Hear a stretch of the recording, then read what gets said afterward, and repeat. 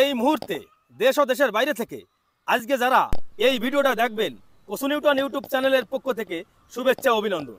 তা আজকে আমরা অনেক মূল্যবান কথা বলবো, দর্শক সবাই সাথে থাকেন। আদা চাষ সম্পর্কে আমরা এখানে বস্তায় 500 বস্তার মতো আদা চাষ করা হয়েছিল। তা আমাদের প্রথম স্টেজে অনেক ভুল ত্রুটি ছিল, ভুল ত্রুটির কারণে তারপরেও হচ্ছে আমাদের আদাগুলো খুবই ভালো হয়েছে। আরেকটা কারণ হচ্ছে পানিতে আমাদের এই বস্তাগুলো সব তলায় গেছিল। তারপরেও যে উপর আল্লাহর যে কি নিয়ামত, আমাদের একটা আদা মনে করেছিলাম যে আদা সবই মার গেছে, তা আসলে না দর্শক, আদাগুলো মার যায়নি। আদাগুলো এত সুন্দর ভালো হয়েছে যা কল্পনার বাইরে। তা সাধারণ এই যে একটা বস্তায় আমরা চাষ করেছি যে আদাটা, বস্তাটা ছোট্ট একটা বস্তা। এই বস্তার ভিতরে প্রথমে হচ্ছে বস্তায় আদা চাষ করতে গেলে প্রথম হচ্ছে মাটিটা নির্বাচন করতে হবে খুব সুন্দরভাবে। মাটিটা যদি নির্বাচন সুন্দরভাবে না করা যায় তাহলে আদা চাষ করে তারা লাভবান হতে পারবে না। যেমন গতদিন আমার ইটালির থেকে একজন ফোন দিয়ে বলতেছে যে নিউটন দা, আমি তো আদা চাষ করেছিলাম, তা আদায় আমি প্রায় 8 থেকে 9 লক্ষ টাকা লস খাইছি।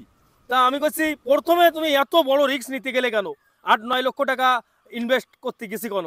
যে বস্তায় আদা চাষ আগে প্রথমে অল্প করে করতে হবে। যেমন হচ্ছে আমরা করেছি 500 নিয়ে আসছে, আমরা ট্রাই করেছি যে আমরা এটা পারবো কি পারবো না।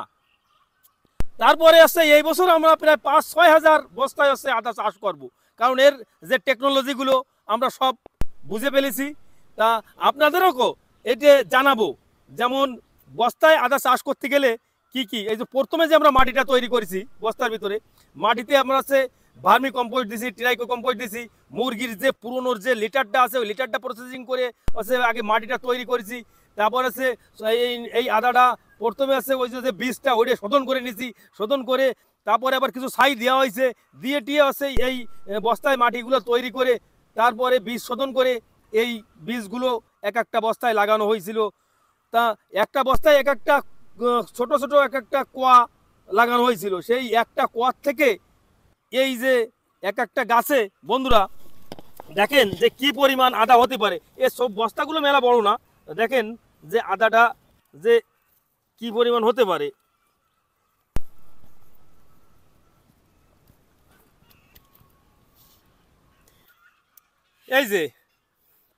এই যে আদাটা ছোট্ট একটা কোয়া লাগানো ছিল, হলুদের কোয়ার মতো।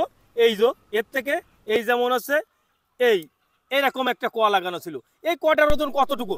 20 গ্রাম। এর একটা কোয়ার থেকে যদি 1 কেজি আদা হতে পারে, তাহলে আদা বর্তমানে একটু রেট কম, কিন্তু এই আদার এই রেট তো থাকবে না। এই আদা 4 মাস পরে 200 টাকা কিনতে হবে।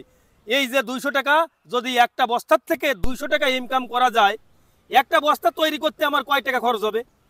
তো এইভাবে যাদের জায়গা নেই, জায়গা কম থাকে, তারাও আছে যে কোনো অল্প জায়গার ভিতরে গাছের ছায়া, যে জায়গায় কোনো ফসল হয় না তার ভিতরে এই বস্তায় আদা চাষটা করতে পারেন। নতুন করে নতুন কোনো বিষয় দেখা হবে। সবাই ভালো থাকেন, সুস্থ থাকেন, ধন্যবাদ।